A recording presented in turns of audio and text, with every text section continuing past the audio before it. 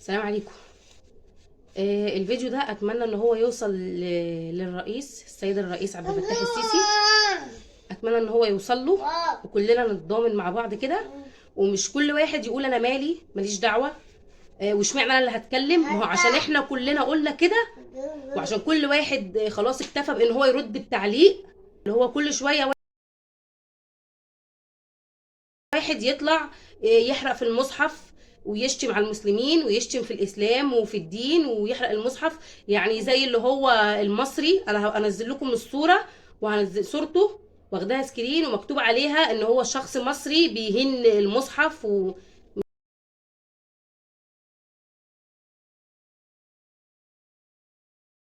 هينفع ان احنا نسكت كتير. لو سمحت يا سيدنا الرئيس، لو سمحت يعني الرئيس محمد عبد الفتاح السيسي، احنا بنطالب ان المصري ده من حق مصر بس هي اللي تحاسبه. زي ما هو رئيس العراق لما اللي هو اسمه موميك دوت، ولا اللي في السويد اللي هو حرق برضو المصحف بتاعنا في السويد، رئيس العراق طالب ان هو ياخدوه عشان يحاكمه. فبرضو احنا من حقنا زي ما في واحد مصري غلط في ديننا وغلط في المصحف بتاعنا وداس عليه ورقص بيه وكب عليه خمره ورماه وقطعه وعمل كده، من حقنا برضو ان احنا دولة مصر هي اللي تحاسبه لان هو مصري. ومن حق اي دولة ان اي حد يتعدى حدوده في اي دين، مش بس دين الاسلام، اي دين، ان هو يتهان، من حق ان الدولة تحاسبه وتحاسبه كمان حساب شديد عشان خاطر ما حدش يعمل كده تاني. ما هو مش هينفع بقى كل واحد فينا احنا بس بنكتب تعليقات، احنا ممتازين في التعليقات، فالحين بس ان احنا نكتب تعليقات وندافع عن الدين بس في التعليقات. مين بيشوف تعليقاتكم ديت؟ مين بيشوف؟ طب احنا بقى عايزين بقى ان احنا نرد، عايزين بقى ان احنا كلنا نتكلم، نعمل اي حاجة. انا ماليش في السياسة ولا اعرف حاجة عنها ولا بفهم فيها ولا اي حاجة، لكن انا دلوقتي بيتهان ديني بيتهان، المصحف بتاعنا بيتقطع من واحد مصري، لا ومسلم كمان بيقول اسمه ان هو اسمه ابو سعيد او سعيد ابو مصطفى تقريبا كده، سعيد ابو مصطفى. ايا كان هو في دولة ايه، ايا كان هو في دولة ايه دلوقتي، بس هو مصري. من المفروض بقى ان دولة مصر هي اللي تحاسبه. ان احنا نطالب الرئيس عبد الفتاح السيسي، لو سمحت بعد اذنك، كلنا بنطالبك يا سيدنا الرئيس ان انت حضرتك تطلب ان الشخص دوت يجي مصر عشان يتحاسب، ايا كان هو في دوله ايه. زي ما رئيس العراق كده، يعني شاكر رئيس العراق عمل كده مع اللي هو اسمه مومي كده، اللي هو حرق المصحف بتاعنا في السويد، طالب ان هو عايزه ينزل عشان يحاكمه. فمن حقنا احنا برضو كمسلمين، يعني انا واحده كمسلمه بغير على ديني وبتضايق من اللي هم بيعملوه. انا ما اعرفش هم بيعملوا كده ليه في ديننا، يعني المفروض انت مش مقتنع بديننا فانت حر خلاص مع نفسك، لكن ما تغلطش في دين حد تاني، ما تغلطش في الدين بتاعنا. احنا ما بنغلطش في الدين بتاع حد. واي حد اي حد يغلط في اي دين المفروض ان هو يتحاسب، سواء دين مسيحي، دين يهودي، دين مسلم، اي دين. مش من حقنا ان احنا نتدخل في حاجات ما تخصناش. انت مقتنع بدينك خليك في دينك، ما تغلطش في دين يخص اي حد تاني.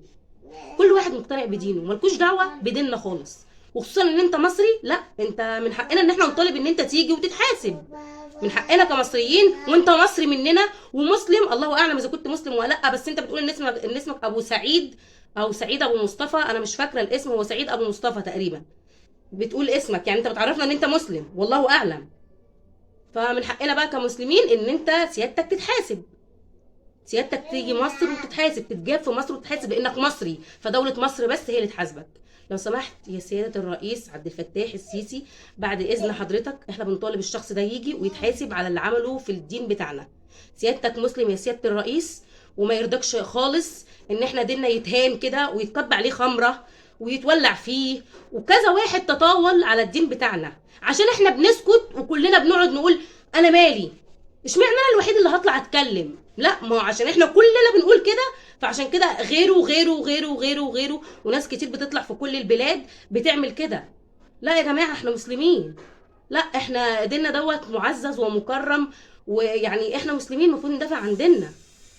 انا مش بقومكم على حاجه ولا ليا في السياسه ولا ليا في الكلام ده خالص، بس معلش انا واحده ديني بيتهان، انا مسلمه وبغير على ديني، انا ديني اتهان ومن واحد مصري زيي وزيي، ومن واحد كمان مسلم والله اعلم اذا كان مسلم ولا لا. بس ما ينفعش يا سياده الرئيس بعد اذن حضرتك، انا بطالب ان، وانا مش بس انا بس، يعني انا شفت في تعليقات كتير ان مصريين كتير بس هم اخرهم تعليقات، اخرهم كلام، تعليقات بس بيكتبوها، محدش بيطلع ويقول لا يا جماعه ستوب كده، عند ديننا محدش يتكلم ولا يغلط في ديننا، ما ينفعش. زي ما احنا ما بنرضاش برضو لما طلع مسلم مننا وقعد برضو يسب في الدين المسيحي، احنا كلنا اتهاجمنا عليه، والدولة بتاعتنا قعدت تبحث عنه. من حقكم طبعا تشكروا. المفروض اي حد بيغلط في اي دين، اي دين يخص ربنا، المفروض انه يتحاسب. مسلم بقى بيغلط في دين مسيحي يتحاسب، مسيحي يغلط في دين مسلم يتحاسب، مسلم يغلط في، يعني اي حد يغلط في اي دين يتحاسب. مش هينفع يا جماعه ان احنا نقف ونقول نكتب في تعليقات ومحدش شايفنا ونعمل بوستات ولا اللي انتوا بتكتبوه دوت والحاجات اللي انتوا بتعملوها دي. مش هينفع، مش هينفع. لازم كل اللي يغلط يتحاسب، معلش، كل اللي يغلط يتحاسب وحساب شديد قدام الناس كلها، والناس كلها تشوفه وهو بيتحاسب، عشان ما حدش يغلط في الدين بتاعنا تاني، ولا حد يحرق المصحف ويتطاول على المصحف. لو سمحت يا سيادة الرئيس عبد الفتاح السيسي، بعد إذن حضرتك، بعد إذن حضرتك، وإحنا عندنا ثقة فيك وعارفين إن حضرتك هتجيب حق المسلمين كلهم، وعارفين ان انت حضرتك مش عاجبك الكلام ده، وان انت حضرتك هتجيب حق المسلمين كلهم. بعد اذنك يا سياده الرئيس، احنا كمسلمين بنطالب حضرتك ان الشخص ده اللي هو اسمه ابو سعيد ابو مصطفى، اللي هو المصري دوت، ولا الله اعلم هو ايه، والله اعلم هو في دوله ايه، بنطالب ان حضرتك تجيبه ويتحاسب. زي ما رئيس العراق شاكر برضو غار على دينه، ولما لقى اللي هو بتاع السويد دوت حرق المصحف، طالب دولة السويد اللي هو فيها، طالب منهم ان هم يسلموه الشخص دوت عشان يتحاسب. فسيادتك برضو يا سيادة الرئيس، بعد اذن حضرتك، احنا بنطلب منك حضرتك ان انت برضو الشخص ده يتجاب ويتحاسب بعد اذن حضرتك يا سيادة الرئيس. مش هينفع تطاول على ديننا. سيادتك يا سيادة الرئيس انت مسلم زينا، واكيد انت دي حاجات ضايقتك، وبعد اذنك احنا كلنا كمسلمين متضايقين وغيرانين على ديننا، بنطالب من حضرتك ان تجيب الشخص ده ويتحاسب بعد اذن حضرتك يا سيادة الرئيس. اتمنى رسالتي توصل لسيادة الرئيس، واتمنى ان كلنا يعني محدش يفضل واقف ساكت، وكلنا نفضل بس نكتب في التعليقات دي محدش بيشوفها على فكره، وحتى لو حد بيشوفها ما بتعملش اي حاجه، ما بتغيرش اي حاجه، كله بيتطاول. لكن لو في عقاب هيبقى ما فيش حد هيتطاول تاني، لو في عقاب لكل واحد بيتطاول. فبعد اذنكم انا بتمنى الرساله دي توصل لسياده الرئيس، وانا عارفه ان سياده الرئيس هيعمل، انا عارفه ان سياده الرئيس، انا واثقه جدا، وكلنا كمصريين واثقين جدا ان سياده الرئيس ما بيسكتش على حاجه بتضر المصريين، ما بيسكتش على اذى بيضر المصريين. فما بالكم بقى ان حاجه بتضر بقى ديننا، دين المصريين، دين المسلمين، ما بالكم بقى. فانا عارفه ان سياده الرئيس مش هيقف ساكت، وان هو هيعمل اي حاجه وهيجيب لنا حقنا كلنا كمسلمين وكمسلم.